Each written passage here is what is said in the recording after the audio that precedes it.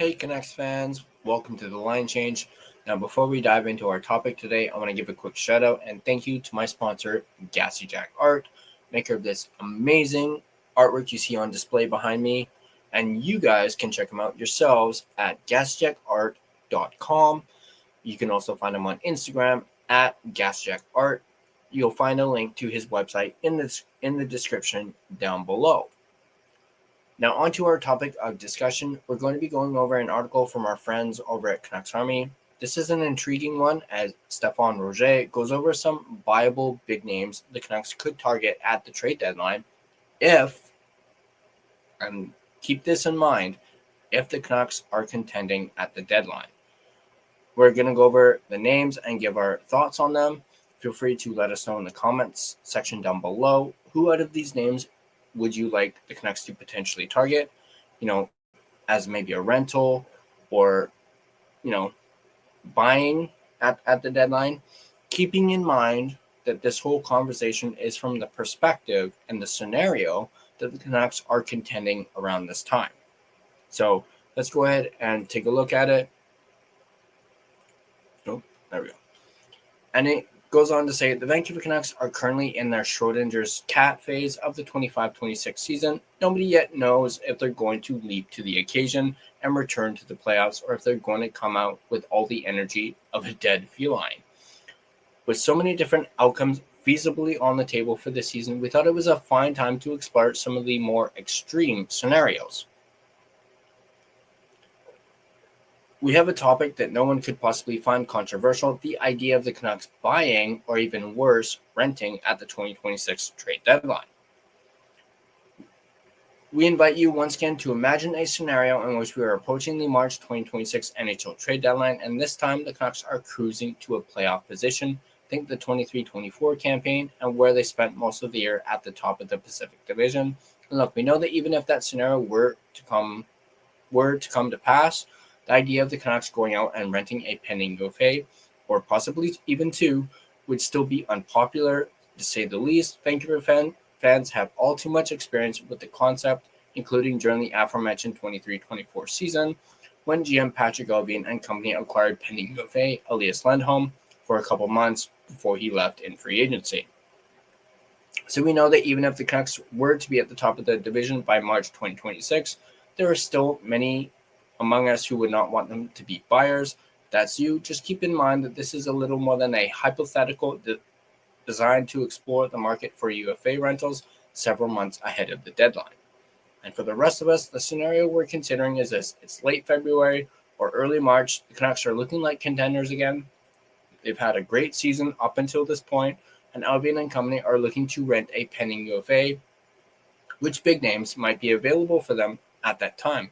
Let's go ahead and take a look at the first name we have on the list, which is Marty Necas of the Colorado Avalanche.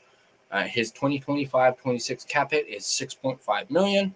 And last season in 24-25, he played 79 games, had 83 points in 79 games, and 27 of those were goals, 56 of them were assists, and he had an average ice time of 19 minutes that season. Aside from the really big names and more on them later, Necas is easily the most productive pending UFA around, and he's one that has some interesting context around him. For one, we know that the Canucks have been interested in Necas before due to their previous trade talks with his now former team, the Carolina Hurricanes. We also know from Mikko Rantanen's example last year that the Avalanche are not hesitant to trade a pending UFA if they are unable to get them under contract. So it's a little more possible that he moves as opposed to any other UFA on a playoff-bound team. And if his name is offered around, one has to assume that the Canucks would show interest, especially if Necas plays more at center this season. We'll see if that happens. I do think Necas will be a mainstay on the first line, playing with Nathan MacKinnon.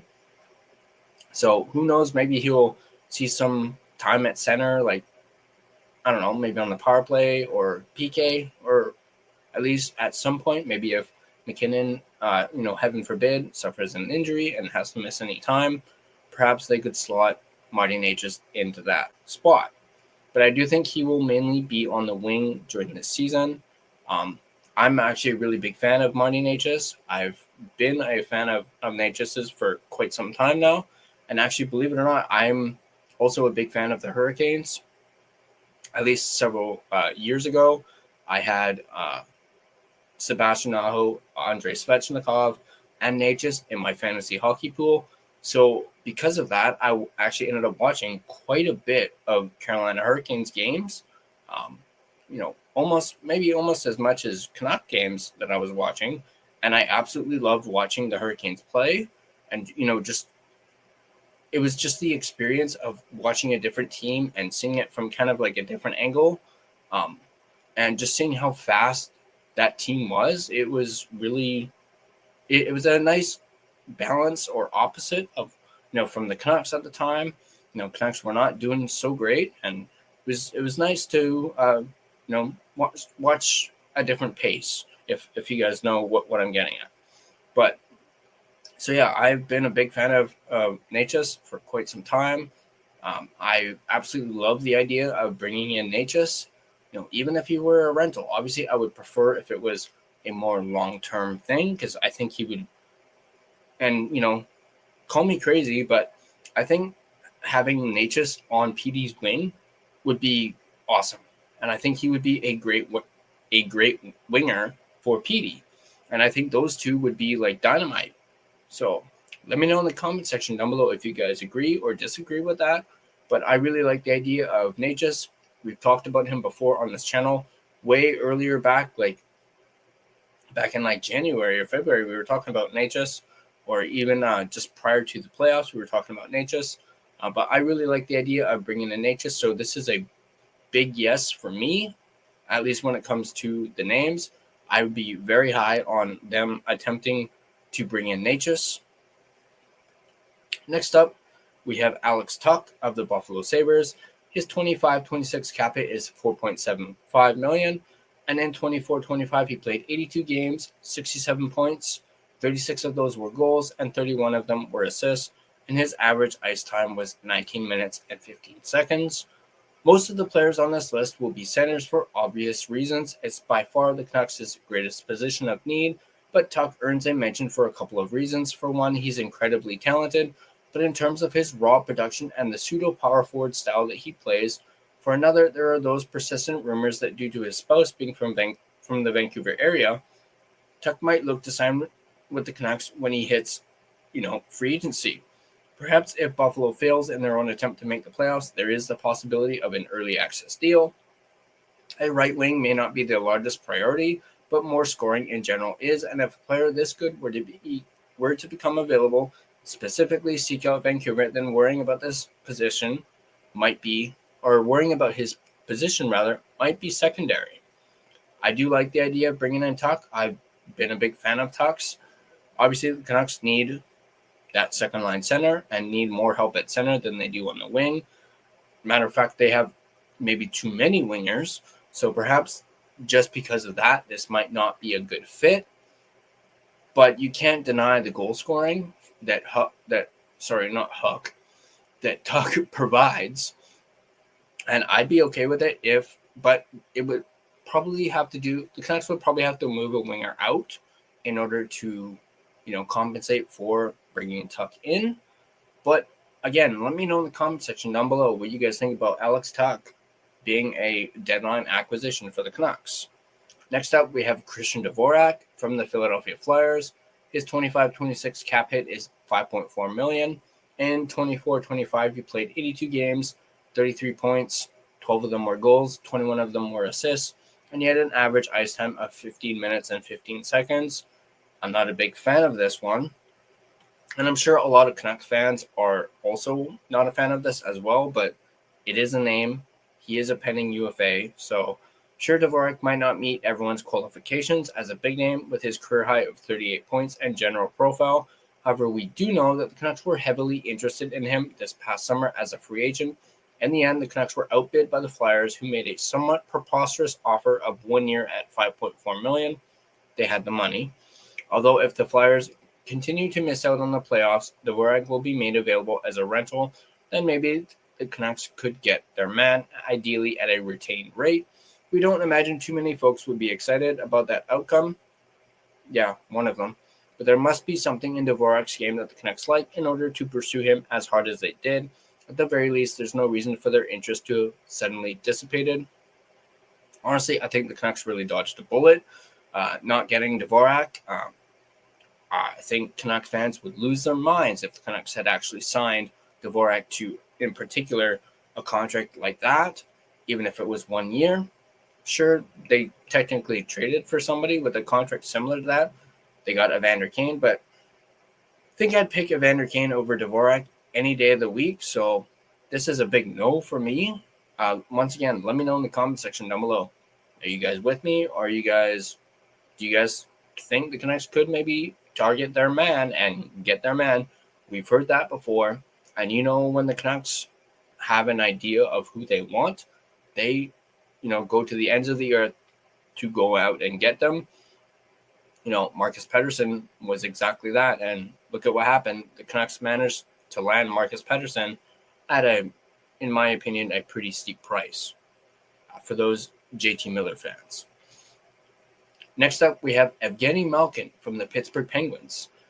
His 25-26 cap hit is $6.1 million, and in 24-25, he played 68 games, 50 points, 16 of them were goals, 34 of them were assists, and his average ice time was 17 minutes and 47 seconds. Of all the names on this list, here's the biggest.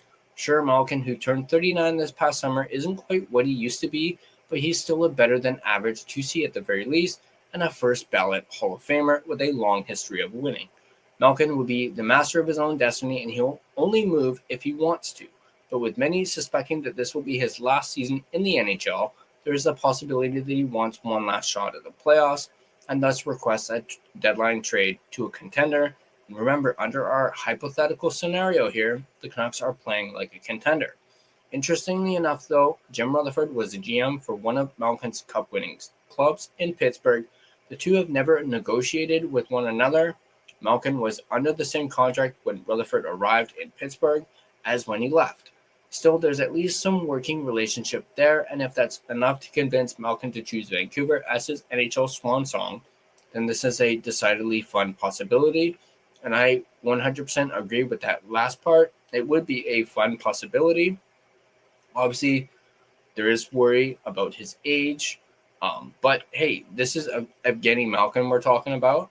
And if he's, if this does end up being his last season and he wants to one last shot at the playoffs, wants to go to a contender, then by all means, yeah, I'd be open to bringing in Malkin, even if he were, just a rental. But, if you really think about it, he's one of those guys, similar to Matt Sundin, that you can say, Evgeny Malkin played for my team. Evgeny Malkin was a Vancouver Canuck. It's something that Canucks fans would be able to say, especially if you were to come here, even if it's for a brief stint. So, obviously, Malkin's not my first choice because of his age and him being like purely a rental, especially if he does decide to retire at the end of the season. But as the article mentioned, Malkin is the master of his own destiny. He'll only move if he wants to. So, yeah, there's that. Next up, we have Nick Schmaltz from the Utah Mammoth. His 25-26 cap hit is $5.85 million. And in 24-25, he played 82 games, 63 points, 20 goals, 43 assists, and his average ice time was 18 minutes and 35 seconds. Like many who have spent their time in the combined Arizona-Utah franchise, Schmaltz has gone a little under the radar in his NHL career, but he's quietly developed into a very consistent producer down the middle, with his last 4 season point totals being 59, 58, 61, and 63. That's some 2C scoring that can really be relied upon from a right-handed 2C to boot. At age 29, 2 years older than Clayton Keller, Schmaltz might just slightly be out of the range of the Mammoth's current build. Their bid for the playoffs is unsuccessful, and Schmaltz remains unsigned. He makes sense to be traded for more feature assets, and if so, then while he's not a household name, he would be a name that makes a lot of sense for the Canucks, and I completely agree with that. I'm a big fan of Nick Schmaltz. I think he would be a great addition to the Canucks, especially down the middle, if things aren't going so well with Hedl, and they really could use some extra firepower, especially when it comes to, as I mentioned, down the middle. I think I even talked about Nick Schmaltz like way back in like January, not January because the channel wasn't around then, but like when the channel first started and we were talking like deadline stuff, I was really, pushing hard for the Canucks to look at Nick Schmaltz. I thought he would be a good option. I even thought he would be a good, maybe in free agency or something like that. But I do like the idea of bringing in Nick Schmaltz. Obviously, again, preferably not as a rental. Preferably get him maybe long term, or with at least some sort of guarantee that he will stay long term and won't just be a rental and won't just leave at the end of the season. So there's that. Next up, we have JG Pajot of the New York Islanders, with his cap hit for 25-26 is $5 million, and in 24-25 he played 79 games, 42 points, 14 goals, 28 assists, and he had an average ice time of 17 minutes. This is the point at which we knew we were reaching the end of the list, and more on that later. That said, Pajot is probably an overall underrated NHL center who typically paces ahead of 40 points while providing better than average defensive coverage and plenty of intangibles. He's not a perfect 2C solution. He might not even be a 2C on a true contender, but he's a valuable piece of depth down the middle all the same, and the kind that playoff bound teams are usually looking to pick up around deadline time. So in conclusion, we don't always feel the need to I'll ignore that. Screw it, I'll say it. We don't always feel the need to write a conclusion to shopping lists like this, but this time it feels appropriate. And the conclusion is this. Honestly, this isn't a great year for UFA rentals. There are some really, really big names still on the pending UFA list. Names like Connor McDavid, Jack Eichel, Kirill Kaprizov, Artemi Panarin, and Kyle Connor. But those names are all so big that they'll either be extended by their current teams, or if not traded, in a fashion that's a bit over and above the whole quote-unquote rental app, concept. But that secondary tier of pending UFAs, from which the quote-unquote top-tier rentals are typically drawn, is actually relatively light this year. With all due respect to the players themselves, if we're hitting quote-unquote Dvorak and quote-unquote Pajot on a list of big names, it might just be a short barrel we're scraping from. But then again, maybe the most interesting conclusions to be drawn from this class of UFA rentals are the lack thereof. When it comes to the Canucks and their own pending UFAs, maybe this is a reason for them to consider doing some selling, even if they're approaching the playoffs come March. In a limited market, players like Kiefer Sherwood and Teddy Blueger could return some outsized assets. I do agree with that, but I don't know if I'd be willing to let go of Kiefer Sherwood. I've obviously become a big fan of Kiefer Sherwood, and most Canuck fans, he's won over the fans. So he's probably someone that the Canucks would want to, or that Canucks fans would want to keep. And for those who bristled at the very concept of this article and are dead set against the Canucks doing any sort of renting, then maybe the limited market is great news. Very good point. Fewer rentals available, after all, should mean less of a chance of the Canucks renting, right? Either way, this was nothing more than a glimpse of a future that may or may not come to pass, but that, no matter what, is months away. So as I mentioned at the start of this video, this is an intriguing topic, and I thought it was interesting to do a video and talk about it. So that being said, Canuck fans, let me know in the comment section down below. What do you guys think about this? Do you guys like the idea of the Canucks being buyers at the deadline if they are a contending team when the deadline approaches? Would you guys rather they were a selling team at the deadline, despite being in this scenario, a contending team? Are there any names on this list that you would absolutely love the Canucks to quote unquote rent for a playoff run or buy? Or is there people on this that weren't even on this list that you think would be good? Perhaps they're not necessarily big names, but as I said, let me know in the comment section down below what you guys think. And as always, if you guys like this video, be sure to hit that like button. And if you want to stay up to date on all your Vancouver Canucks content, be sure to smash that subscribe button and turn on your notifications so you don't miss a single video. you're looking for us on social media, you can find us, as you can see here, Facebook, Instagram, X, and TikTok. Those are all our social media outlets, and feel free to give us a follow on all of them. And also, lastly, if you prefer an audio version of this podcast, you can find us on both Spotify and Apple Podcasts. On Spotify, feel free to give us a follow, as well as rate and review us. It is, of course, greatly appreciated, and it really helps out the podcast as well. But that's going to do it for me. As always, let's go Canucks, and I'll see you guys in the next video.